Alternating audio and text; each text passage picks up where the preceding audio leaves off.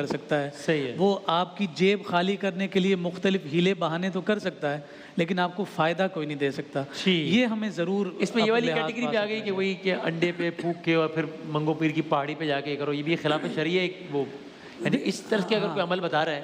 نہیں، خلاف شرع سے مراد یہ کہ کوئی کفریہ کلمات اچھا جی وہ ایسے صادر کروا رہا ہے زبان سے یا کچھ ایسا پڑھنے کو دے رہا ہے کہ جو جس کا حقیقت سے کوئی تعلق نہ ہو، تو ان چیزوں سے بہرحال ہمیں اجتناب بھی کرنا ہے. اور اس طور پر ہمیں کم از کم ضرور دیکھ لینا چاہیے کہ اللہ کے کلام سے بابرکت کچھ نہیں ہو سکتا. جیسے علامہ صاحب نے فرمایا کہ شان نزول کو ہی دیکھ لیں، اس سے بڑھ کر اور مستند بات ہمارے لیے اور کیا ہو سکتی ہے. تو بہن نے جو سوال کیا تھا کہ کیا کوئی علاج ہم خود بھی ڈھونڈ سکتے ہیں، تو جی ہاں بالکل ڈھونڈ سکتے ہیں، قرآن سے ڈھونڈ سکتے ہیں. اور بے شمار مقامات پر بہت ساری آیات اس ضمن میں موجود ہیں، آپ اس کی تلاوت کریں، نماز کی پابندی کریں، کوئی جادو آپ پر اثر انداز انشاءاللہ نہیں ہوگا. حافظ آپ اس پہ ایڈ کرنا چاہ رہا ہوں، انہوں نے سوال یہ بھی کیا تھا کہ اگر کوئی شخص میاں اور بیوی میں جدائی کرنے کے لیے جادو کروانا چاہے تو مطلب وہی اس کے لیے الگ سے کوئی بات تو نہیں ہے اس حوالے سے؟ اس قرآن کریم میں جادو کا مختلف مقامات پہ جہاں ذکر آیا ہے تو وہاں میاں بیوی کا بھی ایک ذکر کیا گیا. اچھا. کہ اس جادو کے ذریعے یفرقون بہ بین المرء وزوجہ، مرد اور اس کی بیوی کے درمیان وہ تفریق ڈالتے ہیں، کیونکہ جیسا کہ کہا گیا کہ جادو ہے تو برحق. اچھا، اس موقع پر جو اس کا علاج ہے وہ تو یہی ہے جو عموماً علماء نے ذکر فرمایا. اچھا، مزید اس میں ایک چیز یہ کہ بعض اوقات ایسا ہوتا ہے کہ بیماری کے ظاہری اسباب جو ہوتے ہیں نا وہ ہمارے سامنے مخفی ہو جاتے ہیں، پتہ ہی نہیں چل رہا ہوتا کہ بھئی ٹیسٹ کرا رہے ہیں تو وہ بھی کلیئر آ رہے ہیں، باقی ساری چیزیں صاف ہوتی ہیں، لیکن ایک مرض جان ہی نہیں چھوڑ رہا، وہاں یہ شبہ پیدا ہوتا ہے. وہاں نظر بھی ہو سکتی ہے، جادو بھی ہو سکتا ہے، تو اس کے علاج کی طرف جایا جائے. صحیح ہے. اچھا، اس میں ایک حوصلہ افزا بات یہ ہے کہ قرآن نے یہ کلیئر کر دیا ہے وَلَا يُفْلِحُ السَّاحِرُ حَيْثُ أَتَى، کہ جادوگر جہاں سے بھی آئے ناکام ہوگا، کامیاب نہیں ہوگا. یہ اس طرف حوصلہ دیا گیا ہے کہ آپ کو یہ جو دو صورتیں حضور علیہ السلام کے توسط سے ملی ہیں، آپ اس کو پڑھیں، آپ کامیاب ہوں گے. جادوگر کامیاب حتمی کامیابی جادو کرنے والے کی نہیں ہو سکتی. اللہ اس کا ساتھ نہیں دے گا، اس کے ساتھ اللہ نہیں ہے. اللہ ہوتا ہے کرامت کے ساتھ، کبھی دیکھتے ہیں نا جادو کیا اور اس پہ اثر بھی ہو گیا تو جادوگر اثر کر گیا تو جادوگر تو کامیاب ہو گیا نا بظاہر. نہیں، ایک ہوتی ہے وقتی آزمائش اور ایک ہوتا ہے یخیل الیہ من سحرہم، اس کو تخیل بھی کہا قرآن نے، یعنی ایک وقتی طور پہ یہ آتا ہے اور اس کا اثر ظاہر ہو جاتا ہے، لیکن پھر یہ جیسے آتا ہے نا اسی تیزی سے، جیسے حضرت موسیٰ علیہ السلام کے سامنے سانپ آئے، ایک لمحے کے لیے وہ تھے لیکن اگلے ہی لمحے میں جب کرامت اور معجزہ آیا تو وہ ایک دم ختم ہوتے چلے. حتمی کامیابی جادو کرنے والے کی نہیں ہو سکتی. کامیابی جو ہے وہ قرآن کی ہے، معوذتین آیت کے حوالے سے بتا رہے ہیں. ہاں، اور یہ یقین کے ساتھ آپ کریں گے، آپ کو کہیں جانے کی ضرورت نہیں. انشاءاللہ یہ معوذتین اللہ نے آپ کو بھی عطا کی. سبحان اللہ، سبحان اللہ. کیا کہنا ہے؟ بالکل، میں مفتی عبید صاحب کی بات کو 100% انڈوز کرنا چاہوں گا اور ساتھ ہی گزارش کروں کہ توحید کا نتیجہ ہے توکل. یعنی توحید کا جو اخلاقی پہلو ہے نا، جو انسان کے نفس میں اس کا اثر آنا چاہیے، وہ اللہ پر بھروسہ ہے. صحیح ہے. یقین جانیے کہ یہ بہت مؤثر ہے کہ اگر کسی نے چھپ کر آپ پر کچھ کروا بھی دیا ہے سپوزڈلی، تو آپ اس کے سپرد کیجئے کہ جو سب سے غیب الغیوب، سب سے زیادہ غیب میں ہے اور اس سے زیادہ کوئی واقف نہیں ہے، علیم بذات الصدور. اور اس کے بعد اگر یہ معوذتین اور دوسری چیزیں پڑھی جائیں، آیت الکرسی وغیرہ، جیسا کہ علامہ صاحب نے فرمایا، تو واقعاً بہت مؤثر. سبحان اللہ. ایک کمنٹ اب اسی سے ملتے ہیں، اس پہ بھی فرما دیجئے، اور آپ نے بھی اس پہ اشارہ بھی کیا کہ جنوں کا جی وہ میں رات کو 12:30 بجے فلاں وہ ایسی کنڈی ہل رہی ہوتی ہے، اس کا مطلب کچھ ہے وہاں پہ، وہ گلاس گر گیا تھا، وہ کوئی جن ہے جو آتا ہے رات کو 1:30 بجے آتا ہے چلا جاتا ہے، پھر وہ اچھا جن ہے، وہ نقصان نہیں پہنچاتا. یہ کہ آپ اس کو تنگ نہیں کریں، وہ بھی آپ کو تنگ نہیں کرے گا، لیکن آپ تنگ کریں گے تو وہ بھی تنگ کرے گا. تو یہ ہوتا ہے یا کیا ہوتا ہے؟ دیکھیں، جس طرح سحر اور جادو موجود ہیں، ان کا وقوع ہے، اسی طرح جنات بھی دنیا کے اندر ایک مخلوق موجود ہے. جنات لوگوں کو ستاتے بھی ہیں، پریشان بھی کرتے ہیں. خاص طور پر ہمارا کشمیر سے تعلق ہے. ہمارے دیہاتی اور پہاڑی علاقے کے اندر خواتین کبھی رات کو نکلتی ہیں یا شادی کسی سے آ رہی تو کئی خواتین کے ساتھ ہوا ہے. اچھا. لیکن ہمارے ہاں خاص طور پہ شہری آبادی کے اندر یہ جو گلاس کے گرنے پر بھی اور کوئی اچانک لائٹ کو بلب فیوز ہو گیا، کچھ ہو گیا، تو اس پر بھی جن کو شامل کر لیا جاتا ہے. یہ بہت زیادتی ہے، ایسا کچھ بھی نہیں ہے. اس کا یہی طریقہ ہے. یہ ساری چیزیں وسیم بھائی مسلمانوں کے اندر تب زیادہ پروان چڑھ گئیں کہ جب مسلمان اصل چیزوں سے دور ہو گئے. جیسے جیسے قوم قرآن سے دور ہوتی گئی، نماز سے دور ہوتی گئی، ذکر اذکار سے دور ہوتی گئی، اس طرح یہ جو دوسری دکانیں ہیں لوگوں کی یہ کھلتی گئیں اور ان کا بازار گرم ہوتا گیا. اچھا آج دیکھیں قوم امت نزول قرآن کا مہینہ ہے, آج قرآن کی طرف زیادہ آنے کے لیے تیار نہیں, سب اسی چکر کے اندر ہے کوئی 1 منٹ والا وظیفہ مل جائے, کوئی 1 منٹ والی چیز مل جائے. مجھے تو لگتا ہے مفتی صاحب نے ایک مرتبہ منیب الرحمان صاحب نے ڈیفنس میں بات کہی تھی کہ چند سال بعد یہ کہیں گے کہ ہماری طبیعت ٹھیک نہیں ہے, ایک تعویذ بنائیں, اس تعویذ کو بنا کے نا مولانا صاحب آپ اپنے گلے میں پہن لیں, یعنی ہر مصیبت کو خود کریں آپ مسئلہ حل ہو جائے گا. ایسا نہیں ہے, آپ کو خود اپنے گھروں کے اندر قرآن پڑھنا پڑے گا. حضور نے فرمایا لا تجعلوا بیوتکم مقابر, گھروں کو قبرستان نہ بناؤ. گھروں میں جب قرآن پڑھا جائے گا تو نہ کوئی جنات آئیں گے, نہ کوئی جنات آئیں گے, نہ کوئی آصیب آئیں گے, نہ حسد آئے گا, نہ سحر آئے گا, نہ جادو آئے گا. اور بہت بڑی بات کہی علامہ صاحب نے کہ حتمی یہ ہے کہ سحر اور جادو کبھی بھی کامیاب نہیں, کامیاب اللہ کا کلام ہوگا. یہ بہت خوبصورت فیصلہ قرآن کا سنا دیا. میں سمجھتا ہوں اس کے بعد کسی مسلمان کو جو ہے اپنے ذہن میں شکوک و شبہات نہیں لے کے آنے چاہیے. اس آیت کا حوالہ بھی بتائیں گے کہ تاکہ لوگ ہمارے اس پہ باقاعدہ. جی یہ سورہ طٰہٰ کی آیت ہے, تھوڑی دیر میں اس کا نمبر بھی میں بتا دیتا ہوں. سبحان اللہ, کیا کہہ رہے ہیں, واہ, یہ واقعی بڑی زبردست حوصلہ افزا بات, سبحان اللہ. اگلا سوال ذرا سنائیے گا. جی بیٹا اگلا سوال سنائیے گا.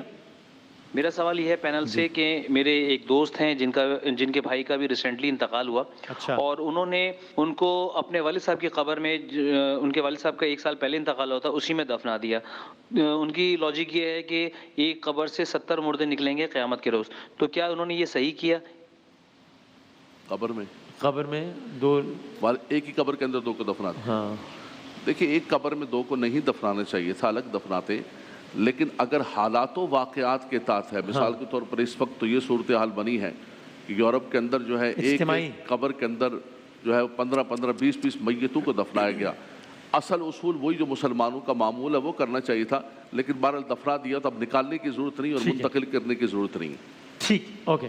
اگلا سوال علامہ اکرام سے بتائے گا. میں گزارش بھی کروں گا, وہ مجھے اہل خانہ نے خاص درخواست بھی کی تھی, تو میری مامی بھی کورونا کے مرض سے لڑ رہی تھی, اور آج صبح ان کا انتقال ہو گیا کورونا سے. تو ان کے اہل خانہ نے کہا تھا کہ علماء کرام سے گزارش کیجیے گا, دعا کیجیے گا اللہ تعالیٰ انشاءاللہ تبارک و تعالیٰ ان کی بخشش و مغفرت فرمائے. آپ کی مامی کی رب تبارک و تعالیٰ بخشش و مغفرت فرمائے. ہمارے امین بھائی کا میں دعا کروائی صبح ہم نے, جاپان بیٹری والے, ان کا بھی آج انتقال ہو گیا, کورونا ہی سے انتقال ہوا. رب تبارک و تعالیٰ ان کی بھی مغفرت فرمائے. تمام لواحقین کو اللہ تبارک و تعالیٰ صبر جمیل. الہ آمین, الہ آمین, جزاک اللہ. بیٹا سوال سنائے گا, علامہ اکرام صاحب جواب دیں گے انشاءاللہ. جی میرا یہ سوال ہے کہ ہم نے بہت سنا ہوا ہے کہ عصر اور مغرب کے درمیان نہ گھر میں جھاڑو دیتے ہیں نہ قرآن پاک پڑھتے ہیں, تو کیا ایسا کرنا صحیح ہے؟ ہاں جی, کیا عصر اور مغرب کے درمیان جھاڑو نہیں دینا چاہیے, ہم نے سنا ہے, بلکہ پوچھیں کہ ہم نے سنا ہے قرآن بھی نہیں پڑھنا چاہیے عصر اور مغرب کے دوران.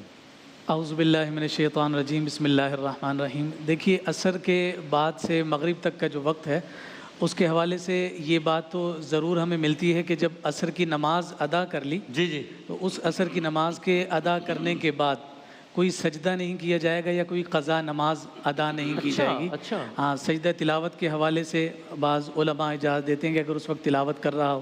اچھا, غروب آفتاب سے 20 منٹ قبل جو ہے وہ چونکہ زوال کے وقت کے اثرات ہوتے ہیں, تو اس وقت میں پھر اور زیادہ منع کر دیا جاتا ہے کہ وہ مکروہ وقت ہوتا ہے. اچھا, قرآن مجید فرقان حمید کی تلاوت کے حوالے سے شرعی اعتبار سے منع نہیں ہے. وہ تلاوت 24 گھنٹے کسی بھی وقت کی جائے تو وہ کی جا سکتی ہے. صحیح ہے, مگر بعض صوفیاء اس سے اجتناب کے لیے کہتے ہیں, لیکن اسے کوئی ایسی شرعی اعتبار سے کوئی حرج والی بات نہیں ہے. اچھا, جہاں تک یہ بات ہے جھاڑو لگانے کے حوالے سے, ممکن ہے کہ یہ اس سبب سے کہا جاتا ہو چونکہ مغرب کی جب اوقات بالکل قریب ہوتے ہیں تو کچھ روایات ہمیں ملتی ہیں جس میں یہ کہا گیا کہ اس وقت جو ہے جنات کا, جن کا درختوں پر بسیرا ہوتا ہے, جو اثرات ہوتے ہیں وہ زیادہ وارد ہونے کے امکانات ہوتے ہیں. اچھا, اگر کوئی منع کرتا ہے بالفرض تو ممکن ہے کہ اس سبب سے کہتا ہو, لیکن اس کو کوئی حتمی اور قطعی طور پر نہیں لینا چاہیے. کوئی ایبسولوٹ نہ لے لیا جائے کہ اگر پھیر دیا جھاڑو تو نہ جانے پتہ نہیں کیا ہو جائے گا. ایبسولوٹ بھی نہیں کر رہے, لیکن آپ اس کو کمپلیٹلی ریجیکٹ بھی نہیں کر رہے. جی بالکل. اگر کوئی مطلب عملیات کی بنیاد پر یا اپنے تجربے یا اور مشاہدے کی بنیاد پر کوئی اس طرح کی بات کرتا بھی ہے تو مکمل رد بھی نہ کریں, لیکن ساتھ ساتھ یہ ہے کہ اسے کوئی حتمی طور پر اسے نہ تصور کر لیا جائے اگر جھاڑو پھیر دیا تو پتہ نہیں آج ہی چھت گر جانی ہے، ایسی کوئی بات آپ کی رائے سیم ہے یا مختلف ہے؟ ذرا ظاہر ہے کہ علامہ صاحب نے، اکرام صاحب نے بہت اچھی طریقے سے اپنا جو موقف ہے اس کو بیان فرمایا۔ فقہ جعفری کے اندر ایسی کوئی پابندی بالکل بھی نہیں ہے، اور نماز بھی پڑھی جا سکتی ہے اور قرآن بھی پڑھا جا سکتا ہے اور صفائی وغیرہ جھاڑو بھی دیا جا سکتا ہے۔ ٹھیک ہے، سوال بیٹا اگلا بس۔ ہمارے ہاں ایک گزارش کر دو، ہمارے ابھی نماز کی پابندی یہ ہے کہ آپ جو ہے نوافل نہیں پڑھ سکتے، باقی جیسے سجدہ تلاوت کا انہوں نے خود فرمایا سجدہ تلاوت کر سکتے ہیں اور قضا نماز بھی پڑھ سکتے ہیں، لیکن قضا نماز چونکہ مسجد کے اندر نہیں پڑھیں گے کہ لوگوں کو پتا ہو کہ نفل تو نہیں ہے تو یہ نماز اس نے چھوڑی ہے تو یہ گناہ کا اظہار ہوگا۔ باقی یہ ہے کہ یہ عوام الناس کے اندر زیادہ توہمات جو ہے بہت مشہور ہے کہ جھاڑو نہیں دے سکتے اور رات کے اندر کنگھی نہیں کر سکتے، ناخن نہیں کر سکتے فلاں، اصل چیزیں ان کی طرف توجہ نہیں ہے اور ان چیزوں کی طرف توجہ ہے۔ بعض صوفیاء کرام جو وظائف دیتے ہیں ان وظائف کے اندر سبحوہ بکرۃ واصیلا، فجر کے وقت کے وظائف اور عصر کے بعد کے وظائف، کئی صوفیاء کرام کے وظائف ہیں اسی طرح کے، خاص طور پہ سلسلہ نقشبندیہ کے، تو یہ عوام الناس کو ان چیزوں کی طرف نہیں جانا چاہیے۔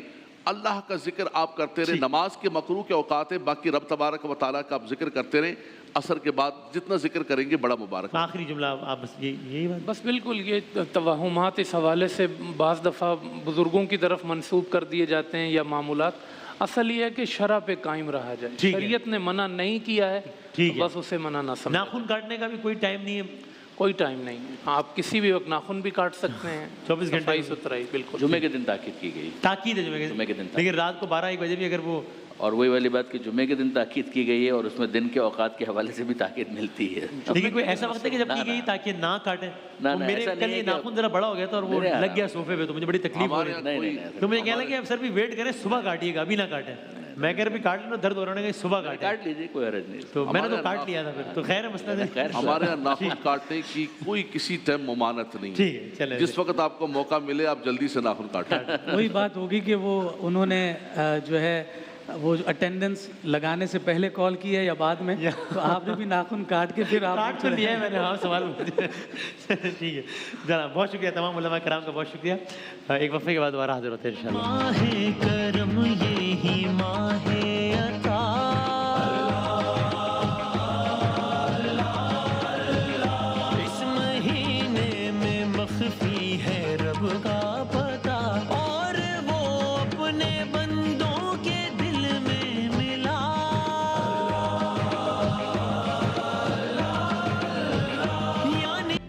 یہاں مامتا وہاں ڈالڈا،